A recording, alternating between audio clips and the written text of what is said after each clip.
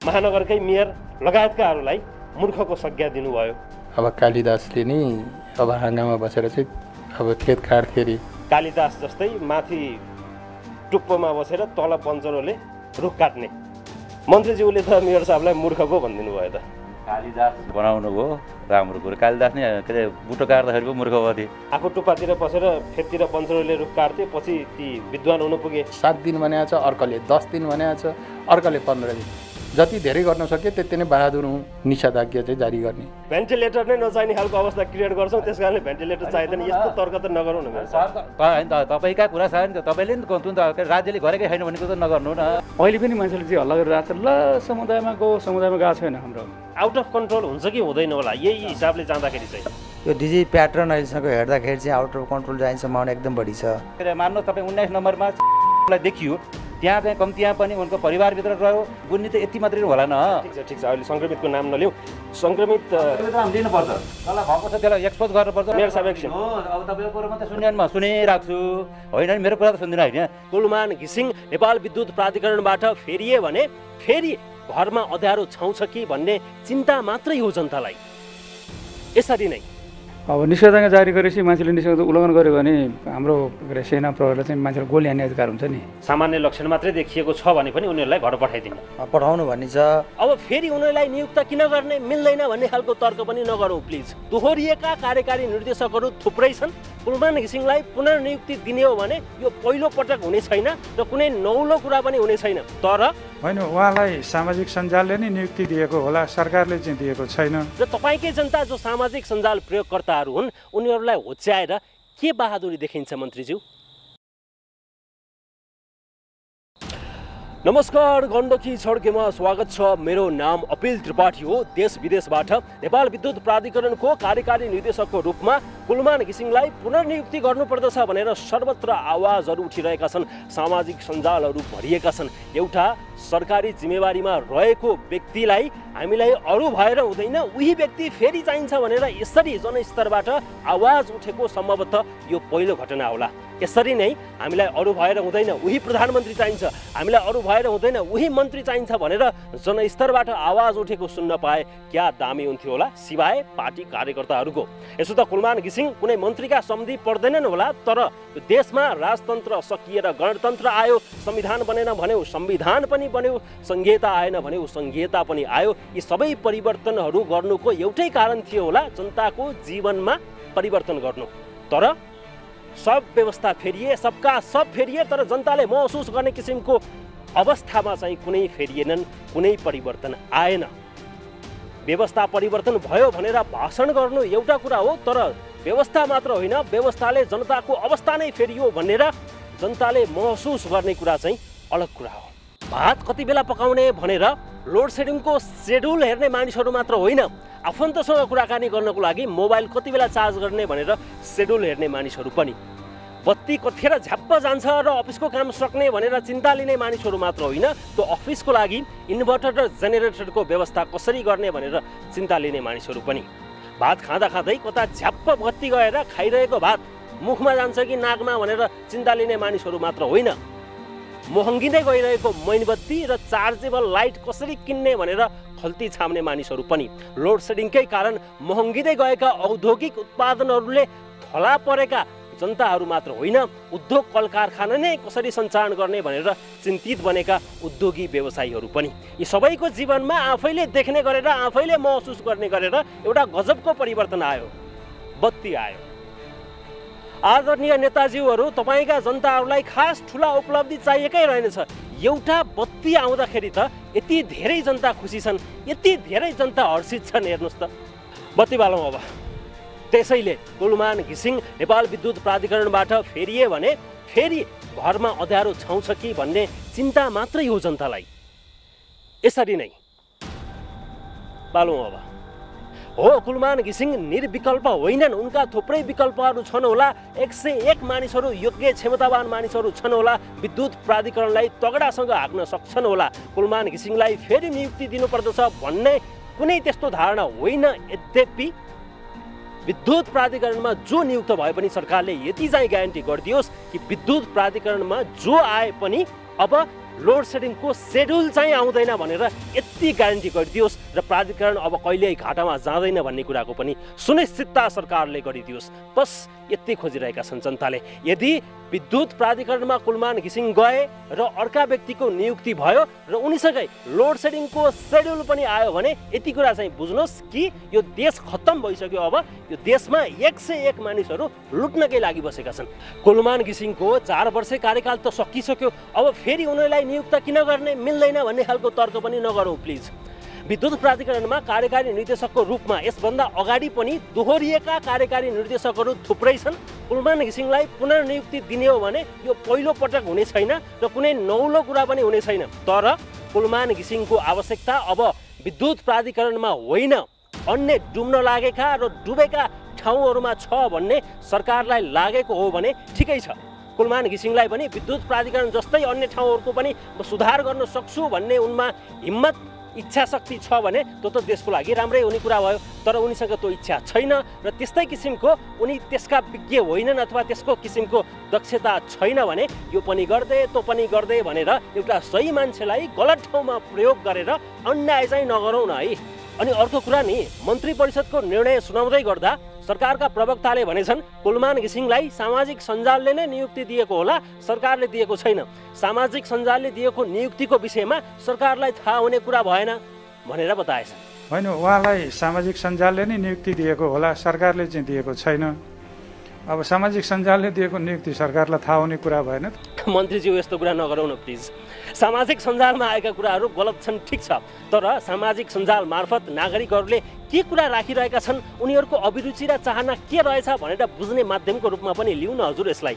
सामाजिक सञ्जाललाई आजको दिनमा मन्त्रीज्यूले यसरी नजरअन्दाज गर्नु गलत हुनेछ। आज एउटा कुलमान घिसिङको विषय मात्र होइन, भोलि तपाईँ आफै खतरा मन्त्री हो, दामी योग्य मन्त्री हो भनेर स्थापित गर्नको लागि पनि तपाईँका शुभेच्छुक र कार्यकर्ताहरूलाई यही सामाजिक सञ्जालको सहारा चाहिने युग हो यो। सामाजिक सञ्जालमा आएका कुराहरू गलत छन् भने यो गलत हो, सही चाहिँ यो हो भनेर सबै भाषामा खण्डन गरिदिए सकिने हाल्यो। यस्तो परिस्थितिमा एउटा कुलमान घिसिङ जस्तो व्यवस्थापकलाई र तपाईँकै जनता जो सामाजिक सञ्जाल प्रयोगकर्ताहरू हुन् उनीहरूलाई होच्याएर के बहादुरी देखिन्छ मन्त्रीज्यू? कुलमान घिसिङको पुनर्नियुक्ति होला नहोला त्यो सरकारी मर्जीको विषय भयो, तर कुलमान घिसिङलाई ल्याउने तत्कालीन ऊर्जा मन्त्री जनार्दन शर्मा लगायतको टिमको योगदानलाई बिर्सियो भने पनि अन्याय हुन्छ कि? विद्युत उत्पादन र वितरणको विज्ञता हामी होइनौँ, त्यतातिर नजाउँ। तर यदि कुलमान घिसिङको क्षमता हुँदाहुँदै पनि सम्बन्धित मन्त्रालयका मन्त्री र प्रधानमन्त्रीले कुलमानलाई असहयोग गरिदिएको भए अथवा सहयोग नगरिदिएको भए कुलमान घिसिङ एक्लैले यो उपलब्धि हासिल गर्न सक्ने थिएनन्। यो चाहिँ सत्य स्वीकार गर्नै पर्दछ। कुलमान घिसिङको समर्थन गरौँ ठिक छ, तर कुलमान घिसिङलाई नै अप्ठ्यारो परेर विज्ञप्ति निकालेर खण्डनै गर्नुपर्ने कसरी चाहिँ अभिव्यक्तिहरू नदिउँ प्लिज। अब आजको विषयवस्तुमा प्रवेश गरौँ। कोरोना संक्रमणको दर दिनदिनै वृद्धि हुँदै गइरहेको छ। 4 महिनासम्म लकडाउन भयो, त्यसपछि फेरि कोरोना संक्रमितको सङ्ख्या वात्तै बढ्न थालेपछि अहिले आएर स्थानीय पालिकाहरूले र सिडिओ कार्यालयहरूले लकडाउन अथवा निषेधाज्ञाको नाममा जनजीवन ठप्प पारिरहेका छन्। के यही हो विकल्प अथवा हाम्रो तयारी के छ, हाम्रो योजना के छ र हाम्रो खास रियालिटी के हो आजको दिनमा? यस विषयमा अत्यन्तै महत्त्वपूर्ण र सान्दर्भिक उपयोगी सामग्री आजको कार्यक्रममा हामीसँग छ।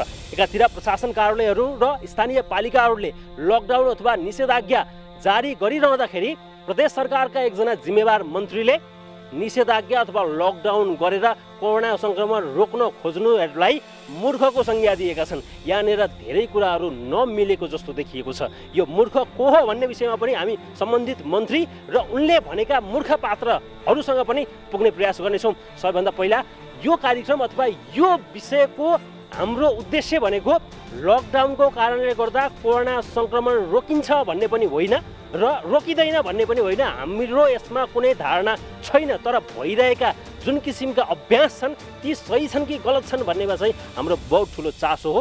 पोखरा समेत 10 दिन ठप्प भएपछि भोलिबाट केही खुकुलो हुने भन्ने छ निषेधाज्ञाको कारणले गर्दा। सबैभन्दा पहिला पोखराको सबैभन्दा अथवा प्रदेशकै सबैभन्दा ठुलो सरकारी अस्पताल पश्चिमाञ्चल क्षेत्रीय अस्पतालको हालत के छ, हाम्रो खास रियालिटी के हो कतिजना सङ्क्रमित मानिसहरू छन्, आइसोलेसनको व्यवस्था कति छ, भेन्टिलेटरको व्यवस्था कति छ, दक्ष जनशक्ति कति छ। अब डाक्टरहरू नर्सहरू नै क्वारेन्टिनमा आइसोलेसनमा बसिरहेको अवस्थामा उपचार गर्ने मानिसहरू कति छन् लगायतका विषयमा सबैभन्दा पहिला हामीले अस्पतालका निर्देशकसँग जवाफ लिएका छौँ। त्यसपछि यो मूर्ख को हो भन्ने विषयमा पनि हामी जानुपर्नेछ।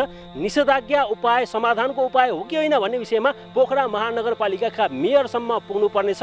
तयारी के छ, विकल्प के छ भन्ने विषयमा मेयरसँग हामीले जवाफ लिनुपर्नेछ। त्यसपछि मूर्खको संज्ञा दिने प्रदेशका एकजना मन्त्रीसँग जवाफ लिनुपर्नेछ। यो समग्र विषयलाई लिएर मुख्यमन्त्रीसम्म हामी पुगेका छौँ। सबैभन्दा पहिला पश्चिमाञ्चल क्षेत्रीय अस्पतालको आजको दिनको रियालिटी के हो, छोटोमा अस्पतालका निर्देशक अर्जुन आचार्यको भनाइलाई सुरुवातमा प्रस्तुत गर्ने अनुमति चाहन्छु। यो सामग्री हेर्नुहोस्। यहाँको अस्पतालमा चाहिँ आइसोलेसनमा कतिजना बिरामी छन् आजको दिनमा?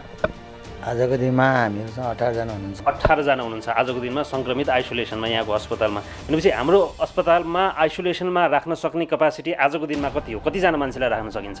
अब त्यसमा चाहिँ आइसियुमा 10 जना र बाहिर चाहिँ अरू वार्डमा चाहिँ 30 जनाले टोटल 40 जनाको क्यापासिटीमा चाहिँ हामीले सञ्चालन गरिरहेको 40 जना राख्न सकिन्छ टोटल।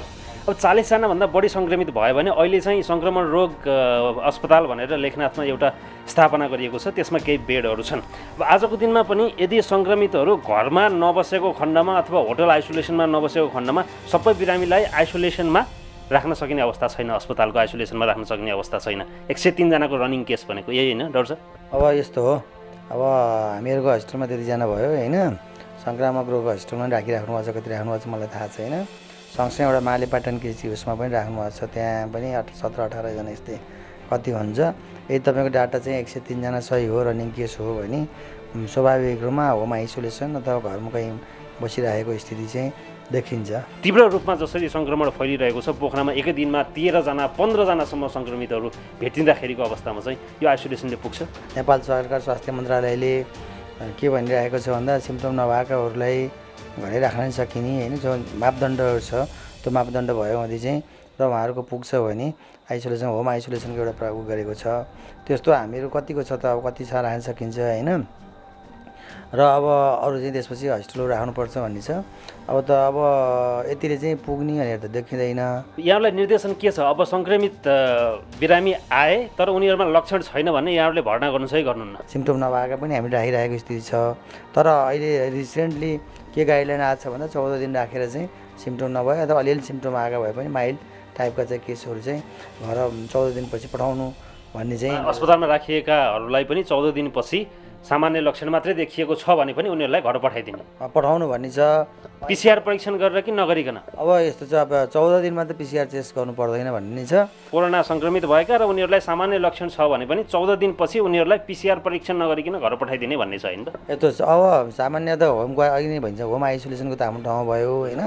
अस्पतालमा भर्ना भएका सामान्य लक्षण नभएका यदि छन् भने र लक्षण भएका माइल्ड छन् भने पनि माइल्डहरूको केसमा चाहिँ सबै 10 दिनमा चाहिँ पिसिआर टेस्ट गर्ने, पिसिआर टेस्ट नेगेटिभ आए पठाइदिने होइन, पिसिआर टेस्ट पोजिटिभ आयो भने 4 दिन थप 4 दिन राखेर पिसिआर टेस्ट नगरिकन पठाउने भन्ने चाहिँ हामीलाई निर्देशन छ।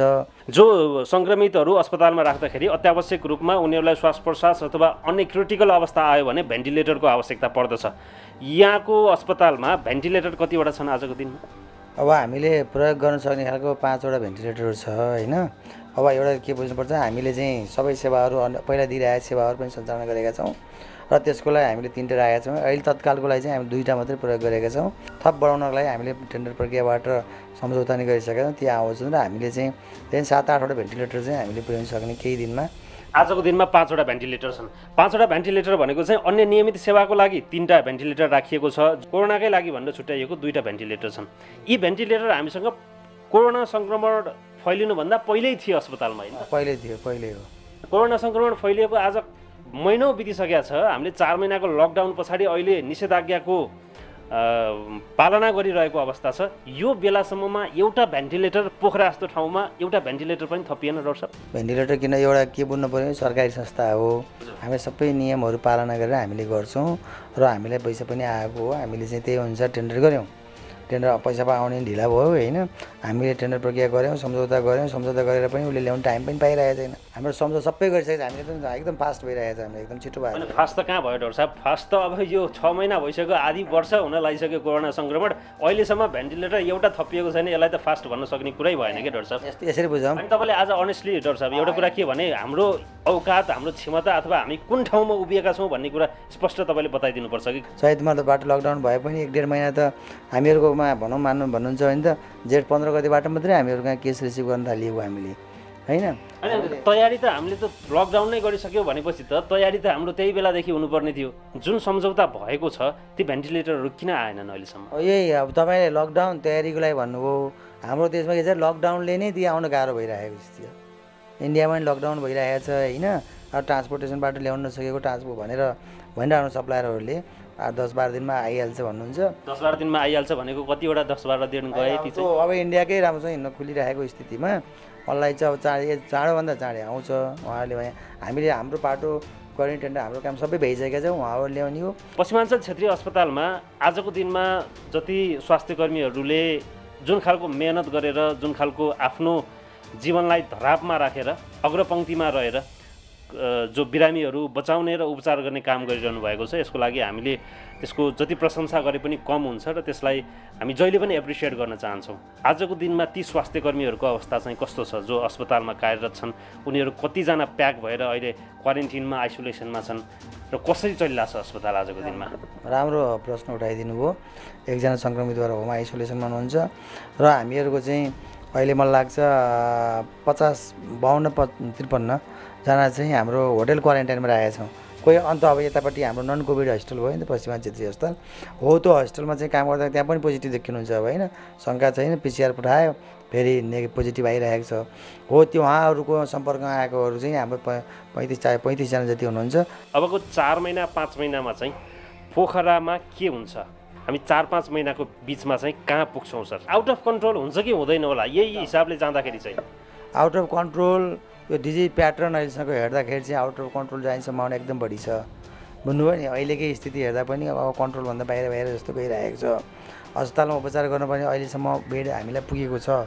अस्पताल बिरामी जो सिम्टम भएरै आउँछ आवश्यकता अनुसार पुगेको छ। मैले भने नि 2टा भेन्टिलेटरमा हाम्रो कुनै पनि दिन 2टा पनि भेन्टिलेटर राख्नुपर्ने स्थिति आएको छैन। तर चाहिँ सङ्क्रमण बढ्छ, सबैमा धेरैतिर हुनसक्छ।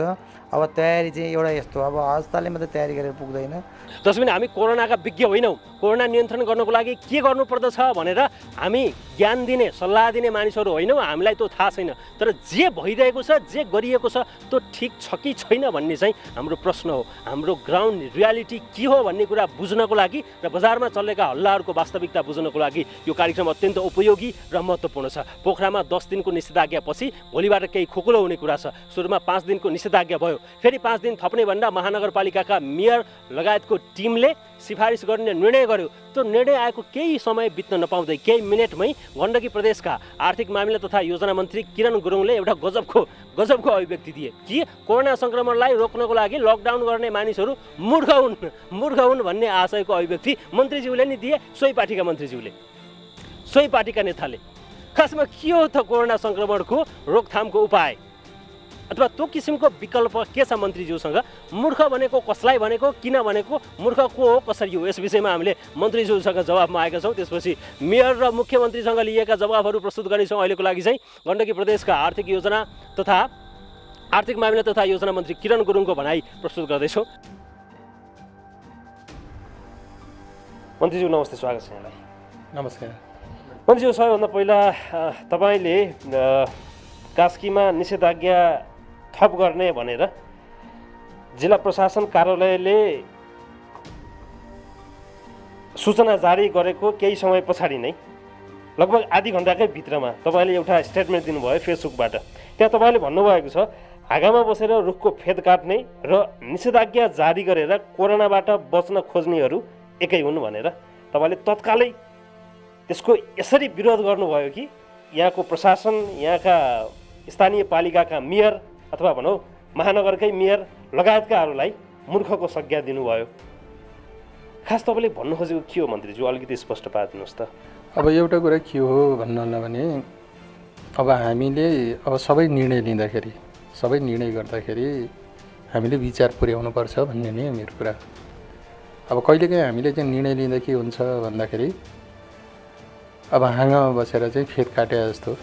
अब कालिदासले नि अब हाँगामा बसेर चाहिँ अब फेद काट्थे अरे, उनी पहिला त्यस्ता थिए, पछि आएर उनी चाहिँ विद्वान भए। अब त्यस्तै गरेर अहिले आएर अब हामीले निषेधाज्ञा भनेर चाहिँ भनियो, जारी गरियो। अब यो अब सोलो डोलो चाहिँ निषेधाज्ञा हुनु हुँदैन, अर्थात् यो कर्फ्यू लाउनु हुँदैन भन्ने मेरो मान्यता हो। कालिदासको तपाईँले उदाहरण दिनुभयो। कालिदासले आफू टुप्पातिर पसेर फेदतिर वंशहरूले रुख काट्थे, पछि ती विद्वान हुन पुगे। अब अहिले पनि यो कालिदास हुन खोज्नेहरू, यहाँका कालिदास हुन खोज्नेहरू यही निर्णयले गर्दा भोलि विद्वान ठहरिने हुन् कि भन्ने देखियो क्या कता कता। ठिक छ, अब त्यो अब केही भएन होइन। म अब त्यो शब्दतिर भन्दा पनि म आशयतिर, मेरो सार कुरातिर म जाँदैछु। बाहलवाला मन्त्रीज्यूले, नेकपाको एउटा जिम्मेवार परिपक्व नेताले, जो आफै नीति निर्माणको तहमा हुनुहुन्छ, जिम्मेवार पोजिसनमा हुनुहुन्छ, त्यो व्यक्तिले चाहिँ सरकार मातहतकै निकायले गरेका ती खालका निर्णयहरूलाई त्यो किसिमको टिप्पणी गर्न हुन्थेन भनेर मानिसहरूले बुझेका छन्। त्यो मानिसहरूको बुझाइ गलत हो, मन्त्रीज्यूले त्यसरी नै टिप्पणी गर्नुपर्ने थियो। अब एउटा कुरा के हो त भन्दाखेरि अहिले सङ्घीयतामा छौँ हामी, 3 तहको सरकार छ। 3 तहको सरकार चाहिँ त्यो सबै स्वायत्त छ र त्यसैले अब सबै सरकारले आफ्नो ढङ्गले आफ्नो अधिकार क्षेत्रभित्र र अगाडि बढ्ने हो। र मैले के मात्रै भन्न खोजेँ त भन्दाखेरि चाहिँ निषेधाज्ञा जुन चाहिँ जारी गरिएको छ त्यो गर्नु हुँदैन थियो। अब एउटा कुरा के छ त भन्दाखेरि स्थानीय तहलाई पनि त्यसरी चाहिँ निषेधाज्ञा चाहिँ लगाउने चाहिँ अधिकार चाहिँ छैन। तर अहिले हाम्रोमा चाहिँ प्र्याक्टिस के भएको छ त भन्दाखेरि विभिन्न गाउँमा गाउँपालिकाले निषेधाज्ञा चाहिँ जारी गर्ने, जो उनको चाहिँ अधिकार क्षेत्रभित्र नै छैन। एउटाले चाहिँ 7 दिन 5 दिन लगाएको छ, अर्काले चाहिँ अर्को स्थानीय तहले चाहिँ 7 दिन भनेको छ, अर्काले 10 दिन भनेको छ, अर्काले 15 दिन। जति धेरै गर्न सक्यो त्यति नै बहादुर हुँ भन्ने जस्तो चाहिँ अब देखिन्छ क्या। त्यो धेरै जसलाई जस्तो खालको सनक चढ्छ त्यही सनकको भरमा चाहिँ निर्णय हुन्छ, अनि लकडाउन भनिदियो, कर्फ्यू भनेको मतलब निषेधाज्ञा भनिदियो। मन्त्रीज्यूले चाहिँ अब निषेधाज्ञा गर्ने नै अन्तिम उपाय होइन, कोरोनाको औषधि यो होइन, हामीले विकल्प खोज्नु पर्दछ, हामी अन्य मोडालिटीमा जानुपर्दछ, आर्थिक क्रियाकलापलाई पनि चलायमान बनाउन सकिएन भने त्यही कोरोनासँग पनि लड्न सकिँदैन भनेर जुन तपाईँले बताइरहनु भएको छ, त्यसो भए यसको विकल्प छ त मन्त्रीज्यूसँग? निषेधाज्ञाको विकल्प के हो? कोरोना नियन्त्रणको विकल्प के हो त? यो विकल्प छ मन्त्रीज्यूसँग? होइन, अब विकल्पहरू चाहिँ धेरै छन् होइन। हामीले चाहिँ अब मैले भने चाहिँ लकडाउन नै हो।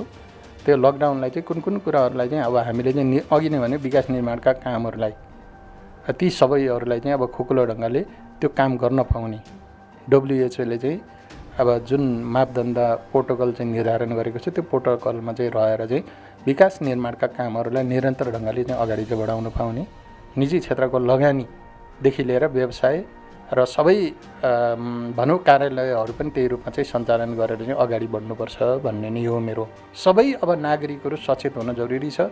अब भ्रममा हामी बाँच्न हुँदैन। अब हामीले प्रत्येक आफ्नो घरलाई पनि अब एउटा चाहिँ आइसोलेसनको रूपमा विकास गर्नुपर्छ, त्यो रूपमा शिक्षा दीक्षा दिएर चाहिँ हामी त्यसमा तयार भएर चाहिँ अगाडि बढ्नुपर्छ। हामीले आफ्नो कामहरू पनि अब गर्दै जानुपर्छ भन्ने नै हो मेरो। हामीलाई यो भन्ने न राम्रै लाग्छ, सुन्दाखेरि पनि राम्रै लाग्छ, तर यो कुरा प्र्याक्टिकल छैन नि मन्त्रीज्यू, यसरी सम्भवै हुँदैन नि मन्त्रीज्यू। सामाजिक दूरी मात्रै एउटा प्रोटोकल होइन। अब हामी त धेरै भ्रममा छौँ कि मन्त्रीज्यू। तपाईँ भ्रममा हुनुहुन्छ कि हुनुहुन्न? मन्त्रीज्यू आफै चाहिँ भ्रममा हुनुहुन्छ कि हुनुहुन्न कोरोनाको सवाल? सबैमा हामी भ्रममा छौँ क्या, हामी सबै भ्रममा छौँ। त्यस कारणले गर्दाखेरि यसको अर्थ सामाजिक दूरी मात्रै कायम गरेर हुन्छ भन्न खोजेँ होइन मैले। धेरै कुराहरू त्यो प्रोटोकल छ, त्यो प्रोटोकलको आधारमा हामी धेरै सुरक्षित हुनु पऱ्यो। त्यसलाई कायम राखेर नै अगाडि जानुको हाम्रो विकल्प नै छैन। हामीले अब गर्न सकिँदैन भनेर होइन, अब गर्नै पर्ने बाध्यता छ, नत्र के गर्ने? त्यही कोरोनासँग लड्नका निम्ति पनि हामीलाई चाहिँ अर्थ चाहिँदैन, पैसा चाहिँदैन, अर्थतन्त्र बलियो हुनु पर्दैन। त्यसो भने सङ्क्रमणको दर दिनदिनै वृद्धि हुँदै जाँदाखेरि हामीसँग विकल्प के छन्? लकडाउन सही छैन भने लकडाउनको विकल्प के हो? हाम्रो तयारी कहाँनिर छ? हामी के गरिरहेका छौँ? 10 दिन निषेधाज्ञा गरेर हामीले के उपलब्धि हासिल गऱ्यौँ? यसलाई त तपाईँकै पार्टीका जिम्मेवार नेता जो प्रदेशका मन्त्री, माननीय मन्त्री हुनुहुन्छ, उहाँले नै तपाईँलाई मूर्ख भनिदिनु भयो। तपाईँ मूर्ख हो कि होइन लगायतका विषयमा पोखरा महानगरपालिकाका मेयरसँग हामीले जवाफ मागेका छौँ। अत्यन्त महत्त्वपूर्ण सामग्री छ। त्यसपछि गण्डकी प्रदेशका मुख्यमन्त्री पृथ्वी सुब्बा गुरुङसँग गरिएको अत्यन्तै रोचक कुराकानी प्रस्तुत गर्नेछौँ। अहिलेको लागि मेयर साहबलाई हेरौँ।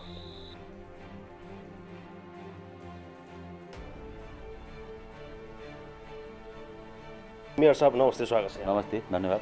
10 दिनको निषेधाज्ञाको आज अन्तिम दिन हो, अब थपिन्छ कि थपिँदैन? अब यो तेस्रो चरणको नथप्ने र अब नयाँ मोडालिटीमा जाने र यो अब समुदायलाई नै परिचालन गरेर समुदाय मार्फत नै यसलाई न्यूनीकरण गर्न सकिन्छ भन्ने खालको भएर अहिले सम्पूर्ण के अरे जिम्माहरू वडाहरूमालाई दिने भनेर हिजो निर्णय भइसकेको छ। र अब यो निषेधाज्ञा अब भोलि महामारी नै आइपऱ्यो भने हामीले के अरे घोषणा गर्न नपर्ला, नागरिक स्वतः यसलाई चाहिँ अब के अरे घोषणा गर्छन् भन्ने हाम्रो विश्वास छ।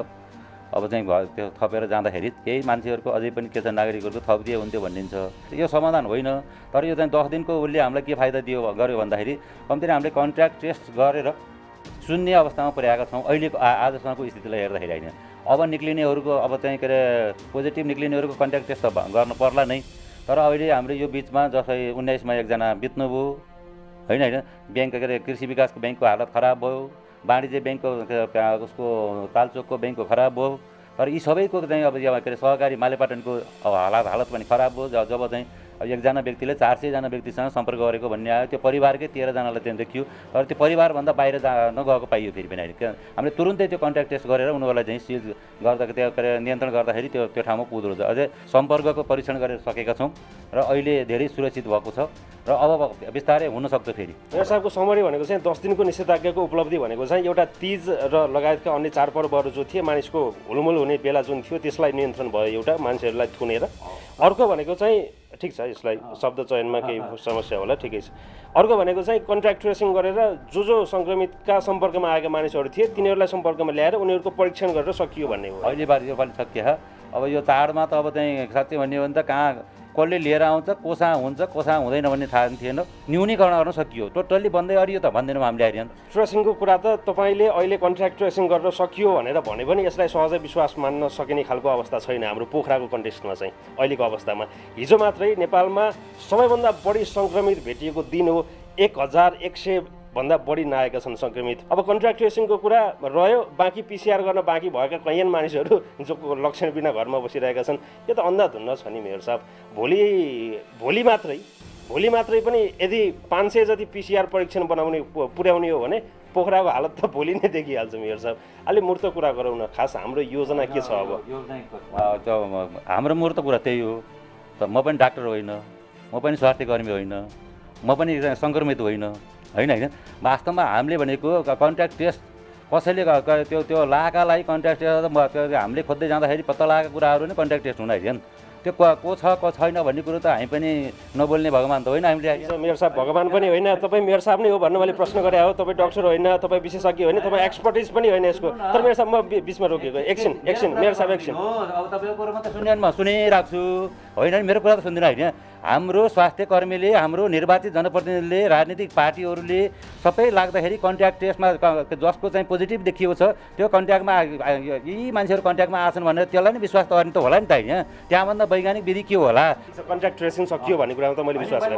अनि कन्ट्याक्ट टेस्ट भनेको त्यो यो बिचमा जसलाई पोजिटिभ देखिएको थियो, जस्तै के अरे मान्नुहोस् तपाईँ 19 नम्बरमा देखियो, त्यहाँ चाहिँ कम्तीमा पनि उनको परिवारभित्र रह्यो। अनि त्यस पछाडि गएर उहाँसँग सम्पर्क भएका व्यक्तिहरूलाई जाँदाखेरि सबैको नेगेटिभ आएको कारणले अब यो त यहाँभन्दा तल गएर चाहिँ भनेर त बुन्नी त यति मात्रै होला न। ठिक छ, अहिले सङ्क्रमितको नाम नलिउँ। सङ्क्रमित लिनुपर्छ, जसलाई भएको छ त्यसलाई एक्सपोज गर्नुपर्छ भन्छु म त होइन। किन भन्दा अमूर्त राख्दाखेरि यो राज्यले गलत गरेको भन्छु मैले होइन। जो त्यो रोग लाग्नु नै अपराध हो र, रोग लाग्नु त स्वाभाविक हो भने ठान्नु पऱ्यो नि त होइन। त्यो मलाई फलानालाई रोग लाग्यो भन्ने भयो भने बोल्दा अनि मैले त्यो मानवाजीसीलाई लायो मेयर मानवाजीसीलाई लायो भनेर भनिदिने हो भने मेयरसँग को भेट भएको थियो भने त स्वतः स्फूर्त रूपमा आफ्नो स्वास्थ्य उपचारलाई उसले खोज्छ नि त। यसलाई चाहिँ लुकाउनु पर्छ भन्ने लुकाएर जाने कुरो बेठेको भन्छु मैले होइन। मेयर साहब यसमा त अब यो तपाईँले नयाँ कुरा भन्नुभयो, बोल्दा बोल्दै एउटा नयाँ कुरा आयो, मैले नाम नलिउँ सङ्क्रमितको भनेको। अब व्यक्तिगत हिसाबले मलाई भन्नुहुन्छ भने त मैले यहाँभन्दा अगाडि नै यदि म सङ्क्रमित भएँ भने म आफै सो घोषणा गर्नेछु, म घोषणा गर्नेछु कि म सङ्क्रमित छु भनेर। म सङ्क्रमित हुँदाखेरि आइसोलेसनमा बस्दाखेरि मेरा अनुभवहरू पनि दिन प्रतिदिन म सेयर गर्नेछु। यस्तो खालको हुँदो रहेछ अथवा यो खालको मनोदशाबाट मान्छे गुज्रिँदो रहेछ भनेर चाहिँ मेरो सामाजिक सञ्जाल लगायतको माध्यमहरूबाट म सार्वजनिक गर्नेछु भनेर व्यक्तिगत हिसाबले त मैले पहिल्यै घोषणा गरिसकेको विषय हो। व्यक्तिगत गोपनीयताको कुरा लगायतको कुराहरूले त यस्तो गर्न सम्भव हुन्छ र यो तपाईँको व्यक्तिगत धारणा हो कि अब गर्नै पर्छ भन्ने योजना हो? मेरो व्यक्तिगत धारणा भन्नुभन्दा पनि रोगलाई लुकाउँदाखेरि कति नोक्सान हुन्छ भनेर एनालाइसिस त गर्नु पऱ्यो नि होइन। अहिले जस्तै हाम्रो आइसोलेसन वा के अरे बेडमा बसेका 25 जना मध्येमा 8 जना होम आइसोलेसनमै बसेर निको हुनुभएको छ होइन त्यो पनि एउटा छुट्टै अनुभव त हो नि त्यो होइन होम आइसोलेसनमा कसरी बस्नु पर्दो रहेछ के अर्थ हुँदो रहेछ भनेर चाहिँ वास्तवमा चाहिँ बाहिर ल्याउने हो भने मात्रै यसलाई न्यूनीकरण गर्दै जान सकिन्छ होला नि त होइन मेरो साहब यो तपाईँको व्यक्तिगत धारणा हो कि अब सङ्क्रमितहरूको डिटेल सार्वजनिक हुन्छ महानगरमा मलाई आफूले भने हेरेर मलाई भयो भने म सार्वजनिक सुरुमै गर्छु म त गर्छु भन्ने घोषणा गरिसकेको छु होइन हामी पनि म पनि गर्छु भनेको छु आइसोलेसनमा बस्नु पऱ्यो भने म घरै बस्छु होला के अरे सबैको नहोला नभएकोलाई व्यवस्था गरौँ होला त्यसमा पनि दुई मत छैन फेरि मेयरले चाहिँ आफू बस्छु भनिदियो आफू बस्न मिल्ने होला के त्यसो भएर चाहिँ बस्छु भन्यो भन्ला होइन तर मलाई भन्नुहुन्छ भने मेरो अनुभवमा भन्दाखेरि होम आइसोलेसन हामी सुरक्षाका मापदण्ड स्वास्थ्यका मापदण्डलाई पुरा गरेर बस्ने हो भने सबभन्दा व्यक्तिको छिटोभन्दा छिटो स्वास्थ्य लाभ हुने क्षेत्र भनेको होम आइसोलेसनै हो भन्छु मैले त होइन मेरो साहब जस्तो 10 दिनको निषेधाज्ञा जो हामीले यो प्र्याक्टिस गऱ्यौँ हामीले यसलाई कार्यान्वयन गऱ्यौँ यो निर्णय चाहिँ हामी कसरी गर्छौँ खास अथवा यसको सिफारिसको निर्णय चाहिँ हामी कसरी गर्छौँ अथवा हाम्रो ठाउँमा विषयगत विज्ञहरू एक्सपर्टिजहरू को हुन् खास छन् कि छैनन् अथवा यो चाहिँ कसैको सनकको भरमा कसैको लडको भरमा अथवा कसैलाई लागेको भरमा यो खालको निर्णय हुँदै आइरहेको छ हामीले 10 दिनको निषेधाज्ञा गर्ने सिफारिस त्यसको लागि गरिएका निर्णय र अब खोल्नको लागि अब ठिक छ भनेर भन्ने एक्सपर्टिजहरू छन् कि अथवा हामीलाई जे लागेको छ हामीले त्यही गरिरहेको छौँ अथवा बजारले जे खालको हल्ला गरिरहेको छ ल अब मेयर साहबले लगाइदिनुपर्छ के हेरेर बसेको भन्ने खालको कुराहरू आएको थियो 10 दिन अगाडिसम्म अब आजकल कुरा सुनिँदैछ मेयर साहबले के गरेको अब त खोल्नु पऱ्यो जनजीवन सहज हुनु पऱ्यो भन्ने खालको हल्लाहरू सुनिन्छन् यो हल्लाले निर्धारण गर्छ कि एक्सपर्टिजहरूले निर्धारण गर्छ कि अथवा कसैको मुडले निर्धारण गर्छ कसरी निर्धारण हुन्छ मेयर साहब यो हल्ला र मुडको भरमा भन्नुभन्दा पनि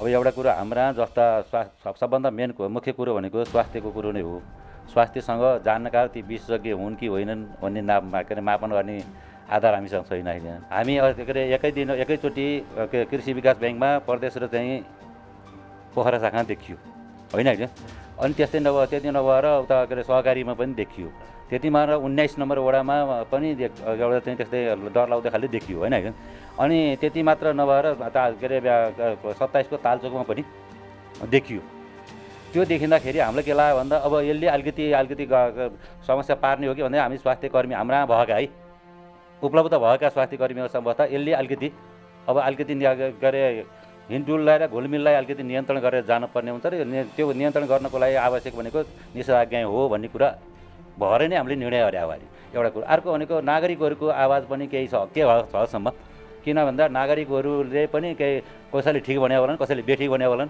तर मान्छेमा हामीले पाएको के भन्दा नागरिकहरू पनि अलिक त्रसित भइरहेको बेलामा दोस्रोचोटि पनि हामीले यहाँका राजनीति पार्टीहरूलाई पनि राख्दाखेरि छलफल गर्दाखेरि गरेर जाँदा राम्रो हुन्थ्यो भन्ने सुझावहरू आएर त्यसरी गरे हो हामीले दोस्रो पटक निषेधाज्ञा थप गर्ने सिफारिस गरेको दिनमा गण्डकी प्रदेशका माननीय एकजना मन्त्रीज्यूले आर्थिक मामिला तथा योजना मन्त्री माननीय किरण गुरुङले एउटा फेसबुकमा एउटा स्टेटमेन्ट दिनुभयो मेयर साहब लगायतलाई उहाँहरूले मूर्खको संज्ञा दिनुभयो कालिदास जस्तै माथि टुप्पोमा बसेर तल बन्चरोले रुख काट्ने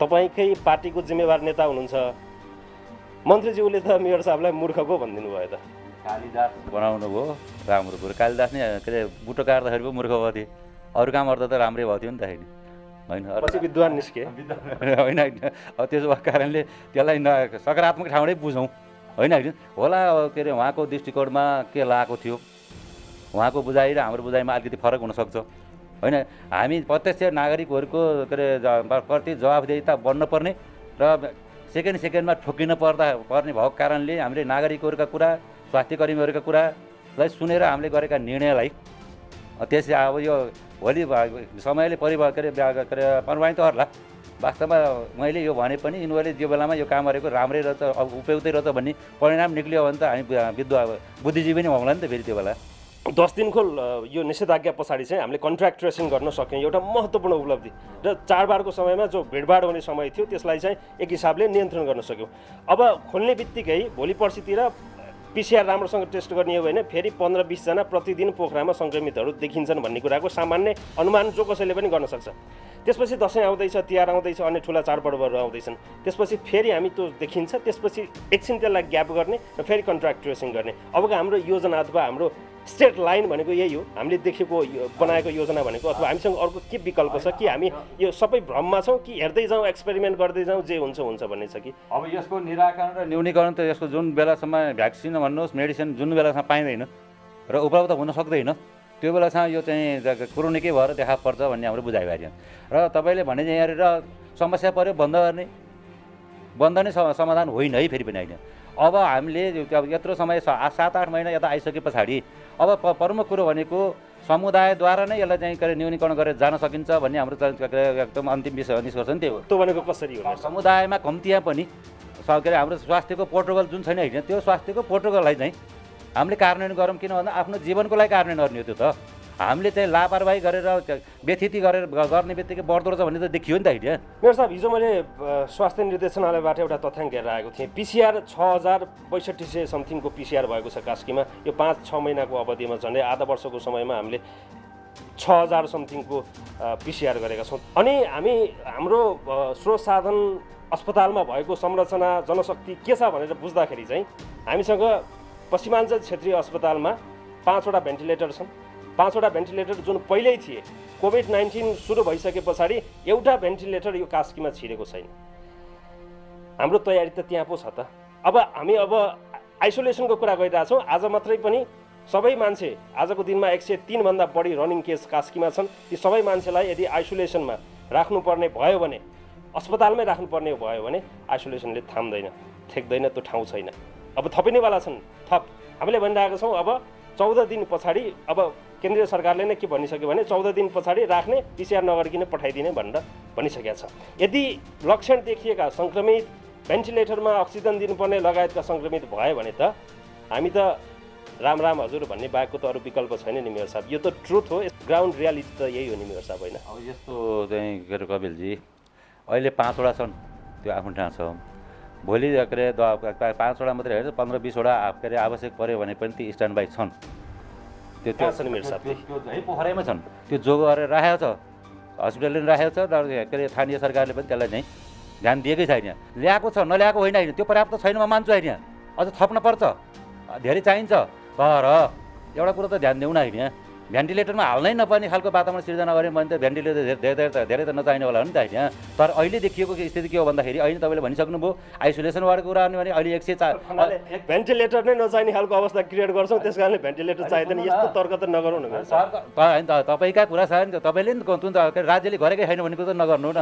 पुर्याएको छ, मनाङमा पुर्याएको छ, होइन स्याङ्जामा पुर्याएको छ, यहाँ चाहिँ 5वटा स्ट्यान्ड बाई छ भने यसले त्यहाँकाले नि त भेन्टिलेटरको काम। मैले महानगरको मेयरको हिसाबले यो महानगरको र खास कास्कीको स्वास्थ्य अवस्थाको कुरा गरेको। अब मनाङतिरको कुरा गर्ने हो भने म अर्कै कुरा गर्छु। होइन होइन, त्यहाँ जान पर्थ्यो कि पर्दैन म जान्दिनँ, होइन पठाउनु ठिक थियो कि बेठिक थियो त्यो आफ्नो ठाउँ छ। मलाई भन्यो भने बेठिक थियो भन्छ होइन। भेन्टिलेटर पठाउनु भनेको एउटा अयवले सुई हाले जस्तो त होइन नि त होइन, एउटा एचएले चाहिँ के अरे इन्जेक्सन दिए जस्तो त होइन होला नि त होइन। त्यसका निश्चित विधि होला, त्यसका चाहिँ विशेषज्ञ होला।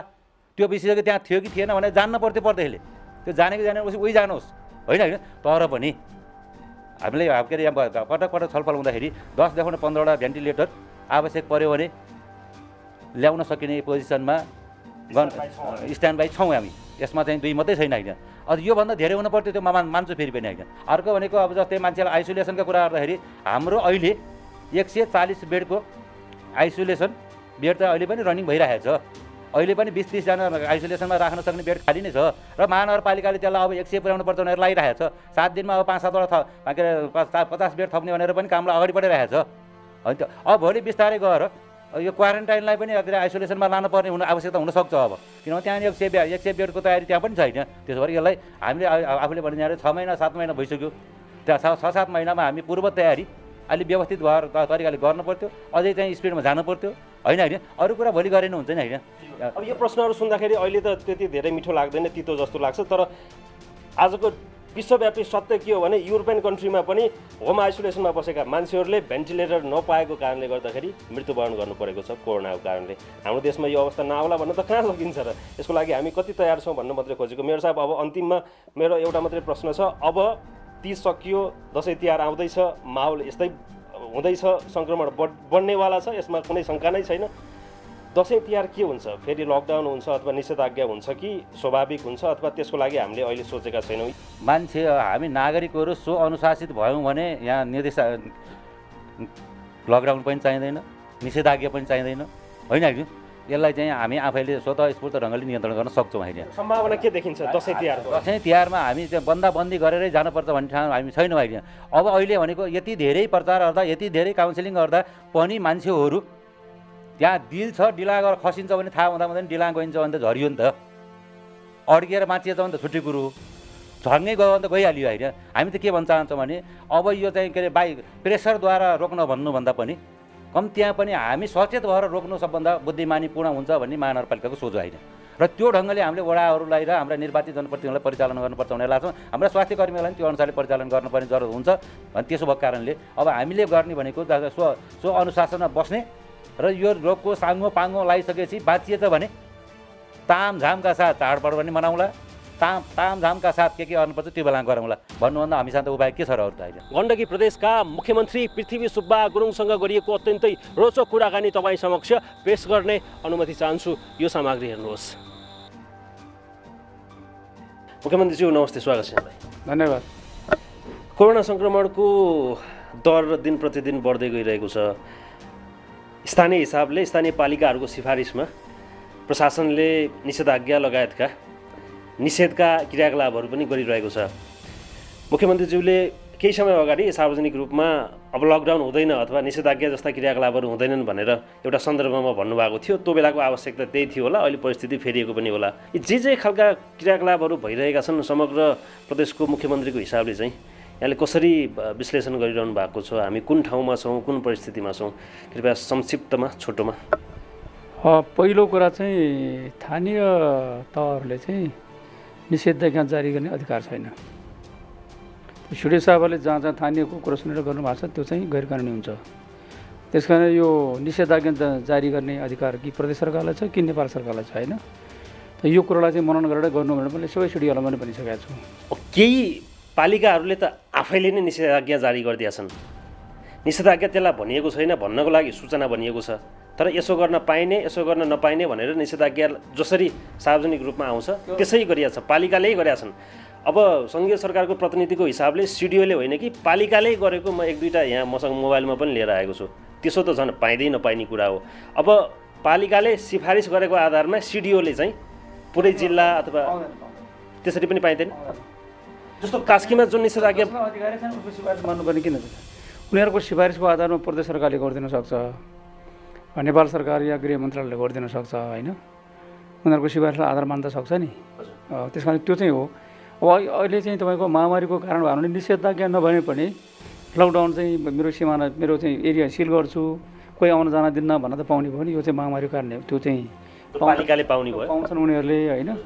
मेरो नागरिकको सुरक्षाको लागि नयाँ मान्छेहरूलाई आउन दिन्न, पुरानो मान्छेलाई चाहिँ यहाँ भएको मान्छेलाई बाहिर जान पनि दिन्न भन्न चाहिँ पाउँछ त्यसले होइन।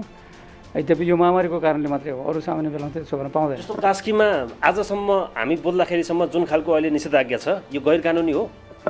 यो चाहिँ हाम्रो प्रदेशको सिसिएमसीको बैठक बसेर सिसिएमसीको बैठकले चाहिँ सिफारिस गरेको हो र नेपाल सरकारले एउटा निर्णय गरेको छ। त्यसमा चाहिँ आवश्यक आधारमा चाहिँ सिडिओहरूले चाहिँ प्रदेश सरकारको या नेपाल उसमा चाहिँ निषेधाज्ञाहरू चाहिँ ठाउँ ठाउँमा लगाउन सक्ने भन्ने चाहिँ मापदण्ड त्यस्तो आधार तयार गरे भने त्यसको चाहिँ नीतिगत आधारमा चाहिँ उसले गरे हो होइन। यद्यपि महानगरपालिकाको पनि स्ट्रङ सिफारिस थियो। अब निषेधाज्ञा जारी गरेपछि मान्छेले निषेधाज्ञा उल्लङ्घन गर्यो भने हाम्रो सेना प्रहरीलाई चाहिँ मान्छेलाई गोली हान्ने अधिकार हुन्छ नि। हाम्रो लकडाउनमा त्यो चाहिँ थिएन नि। यो त धेरै एकदम चाहिँ तपाईँको धेरै फरक छ क्या अधिकारको हिसाबले, त्यसको चाहिँ पालना गर्नुपर्ने यसको हिसाबले। कोही मान्छे बाहिर चाहिँ निस्कन नपाउने, बाहिर निस्कनु बित्तिकै गोली हान्ने चाहिँ आदेश हुन्छ सेनालाई प्रहरीलाई होइन। तर हाम्रो लकडाउनमा त्यस्तो होइन नि। लकडाउनमा चाहिँ आत्मानुशासन कायम गरेर यसो गर नगर त्यसो गरेर निस्क्यो भने के गर्नु भने त्यसलाई कारवाही गर्ने। कारवाही भनेको ज्यानको कारवाही, गोलीको कारवाही त होइन नि त। त्यस कारण त्यो कुरा चाहिँ पनि बुझ्नुपर्छ मान्छेले होइन। अहिले पनि मान्छेले चाहिँ हल्ला गरिरहेको छ, ल समुदायमा गएको छैन हाम्रो। यो सेकेन्ड स्टेजमा छ, थर्ड स्टेजमा गएपछि समुदाय भन्ने बित्तिकै त समुदाय त वारवर्ती तपाईँले कल्पना गर्न सक्ने हजारौँ हजारौँ मान्छेहरू त्यो कम्युनिटीमा पोखरामा पनि गएको छैन समुदायमा? छैन छैन छैन। समुदायमा जाने भनेको चाहिँ के हो, कस्तोलाई भनिन्छ समुदायमा गयो भने? त तपाईँको हामीले जहाँ चाहिँ तपाईँको सङ्क्रमण भएको जाँच गर्दाखेरि 50% भन्दा बढी चाहिँ तपाईँको पोजिटिभ आयो भने त्यो समुदायमा भयो। त्यसको मापदण्ड छ नि WHO को, त्यो पनि समुदायमा गएको भनेको त्यसो कति हुन्छ? हाम्रो दिनमा चाहिँ 1000-1200 चाहिँ के अरे चेकअप गर्दाखेरि हाम्रो कति हुन्छ? कहिले 30, कहिले 25, कहिले चाहिँ 10-20 हुन्छ। पर्सेन्टेजको हिसाब गर्ने भने 2-3% हुन्छ हाम्रो, कहिले 0.1% हुन्छ। यो चाहिँ तपाईँको हिजोभन्दा अलिकति बढेको चान्स हो होइन, तर यसलाई चाहिँ कम्युनिटीमा गयो भने मिल्दैन। मुख्यमन्त्रीज्यूको यो सबै कुराको समराइज चाहिँ यसरी गर्न मिल्छ कि मिल्दैन? कि मुख्यमन्त्रीज्यू चाहिँ अहिले जसरी निषेधाज्ञा अथवा विभिन्न बाहनामा मानिसहरूलाई एउटा नियन्त्रण गर्ने जुन खालको प्रयास गरिएको छ, पेसा व्यवसायलाई रोक्ने जुन खालको प्रयास गरिएको छ, त्यो किसिमको अवस्था यो सृजना भइसकेको होइन? सङ्क्रमण समुदायमा फैलिएको छैन, त्यति धेरै आत्तिनुपर्ने होइन, त्यसो गर्नु गलत हो भन्ने हो? त्यो चाहिँ एकदम बिल्कुल भएको छैन। जे चाहिँ तपाईँको एक्जाजरेट भइरहेछ, अतिरञ्जन भइरहेछ, त्यो चाहिँ होइन। स्ट्याट चाहिँ थाहा पाउनु पऱ्यो। आज मान्छेले चाहिँ के आधार भनिरहेछ भन्ने कुरा पनि त्यो एउटा आधार हुनु पऱ्यो होइन। यो हामीले बुझ्नु पर्ने कुरा के छ भनेदेखि अब कोरोना भाइरसले मर्ने भन्दा नि भोकले मर्ने सङ्ख्या धेरै बढ्न थालिसक्यो। हाम्रो अर्थतन्त्र चाहिँ जिरोमा गयो भने हुन्छ के? त्यस पछाडि बजारमा अराजकता फैलिन्छ, यता हिंसा बढ्छ। त्यस कारण यो चाहिँ स्थिति आउन नदिनुलाई चाहिँ हामीले हाम्रो इकोनोमीलाई ट्र्याकमा राख्नलाई नि के गर्नु पर्ने? सधैँ लकडाउन गरेर सहायता लाग्छ। आखिर चाहिँ तपाईँको लकडाउन चाहिँ तपाईँको रोकथामको लागि धेरै उपाय मात्रै हो होइन। आखिर त्यो भ्याक्सिन त होइन।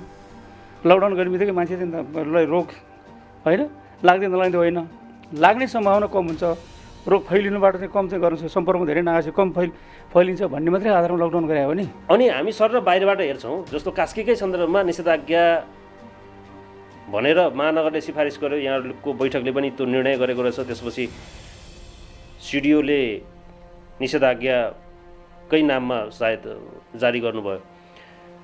त्यसपछि प्रदेशका जिम्मेवार मन्त्रीले त्यो निषेधाज्ञा गर्नेहरूलाई मूर्खको संज्ञा दिनुहुन्छ। यो कहाँनिर के असन्तुष्टि हो अथवा कहाँनिर के नमिलेको हो भन्ने देखियो क्या? सैद्धान्तिक रूपले चाहिँ तपाईँको यो लकडाउनमा मात्रै बल गरेर आँखा चिम्लेर लकडाउन गर्ने कुरा गलत हो। यसले हाम्रो इकोनोमीमा ठुलो असर पार्छ। यसले चाहिँ तपाईँको अनइम्प्लोइमेन्ट चाहिँ झन् बढाउँदै लैजान्छ। जो चाहिँ तपाईँको दैनन्दिन काम गरेर खान्छन् मजदुरहरू, तिनको चाहिँ के अरे मजदुरी सबै चाहिँ उनको हातबाट गुम्छ।